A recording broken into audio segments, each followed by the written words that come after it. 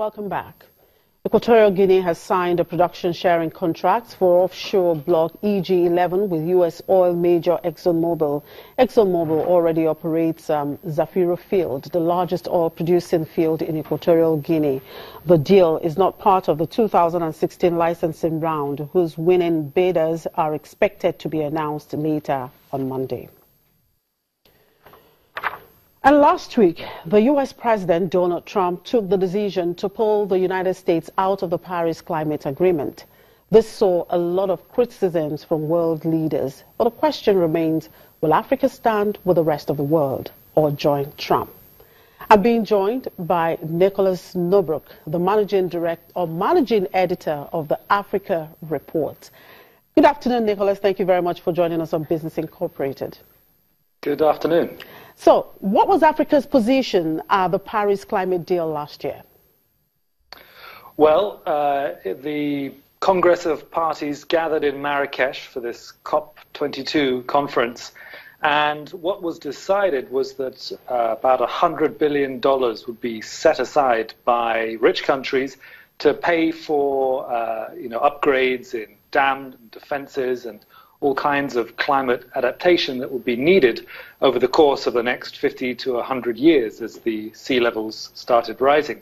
That is now being put under threat by Donald Trump's decision to withdraw the US from the Paris Agreement.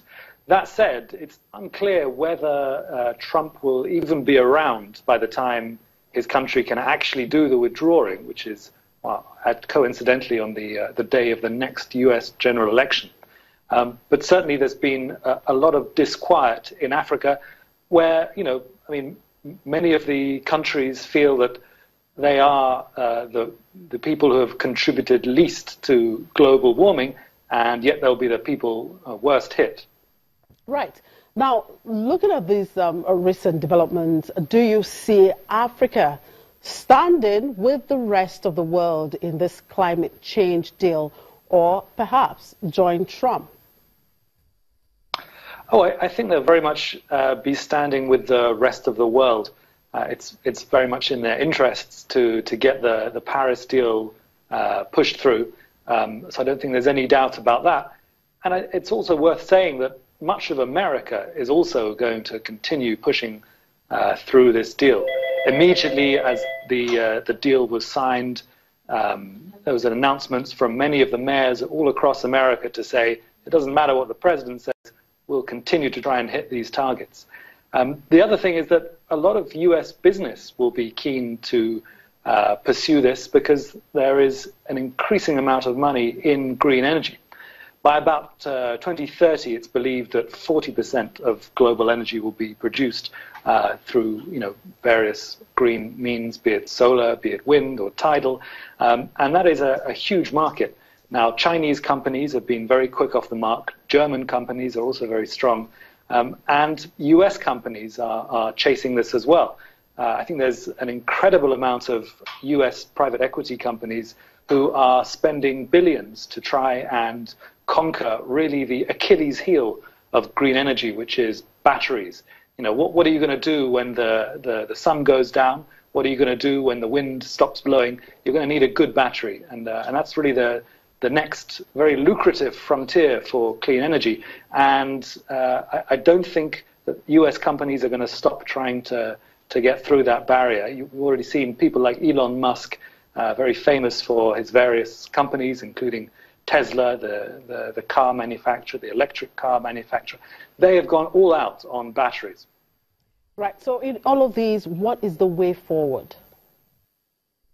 Well, I think providing Trump with a very clear message that it's in the US interest to continue with the Paris Climate Accord would be the best thing. And when Africa speaks with one voice, it can't be ignored.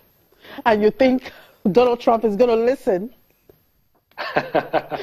Well, Donald Trump is very sensitive to the bottom line, if nothing else. And if it can be shown to him that it's in the interests of US industry to continue, then I believe he might. All right. Let's see how it goes. Thank you very much, Nicholas, for your time. Thanks. Moving now in Kenya, the government says it will offer $750 million in guarantees to Kenya Airways' existing creditors to help the heavily indebted carrier secure financing from other sources to complete its recovery. The guarantees approved by the cabinet will cover $525 million owed to the U.S. Exim Bank and the rest to local lenders. And in South Africa, the new mining charter, which sets industry targets for black ownership and participation in the sector, will be gazetted and become law next week. And that's according to the Mineral Resources Minister. The mining industry has complained that it has not been consulted enough about the revisions and that South Africa's mining industry is losing investment as a result. Still in South Africa, the Consumer Tribunal has cleared Louis Group of breaching credit rules with the fees it charges customers, avoiding a fine that could have totaled up to 10% of its annual sales.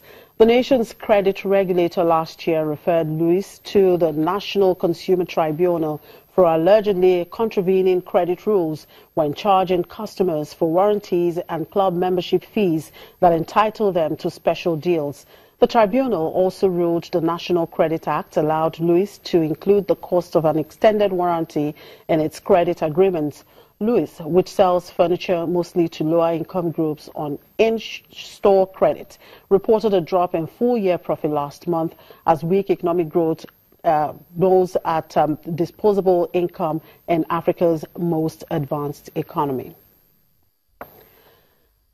VTB, Russia's second biggest lender, is ready to talk about restructuring Mozambique's debt and has provided all the information required for a forensic audit into hidden loans to 3 state-owned firms to authorities. The audit of the loans to Ematom, Proindicus and Mozambique Asset Management is a condition for the International Monetary Fund to resume aid talks with one of the world's poorest countries. The discovery of the unapproved loans had prompted the IMF to halt a loan in April 2016, prompting a collapse of Mozambique's currency and defaults of its debt. The Mozambican Attorney General's office said last month it had received the audit carried out by U.S. firm Kroll and would release the results delayed many times already as soon as possible. Debt-ridden Mozambique is struggling to repay the loans which were not approved by Parliament and has defaulted a number of times, including on VTB's $535 million facility. And finally, Egypt's foreign reserves jumped to $31.126 billion at the end of May from $28.641 billion at the end of April, boosted by last month's Eurobond sales. Egypt, which has been struggling to revive its economy since a 2011 uprising, sold $3 billion of Eurobonds in May, twice as much as targeted. That confirmed growing foreign appetite for the country's debt as it follows through with economic reforms aimed at cutting a budget deficit and luring back investors. In November, Egypt abandoned its currency peg of 8.8 per dollar and floated the pound, which then halved in value. It also raised its key interest rates by 300 basis points, helping Egypt to clinch a $12 billion International Monetary Fund program. Last month, the central bank raised its key interest rates by another 200 basis points after inflation reached a 3-decade high. And that's it on the program. Thank you very much for watching. I'm Chimize Obi.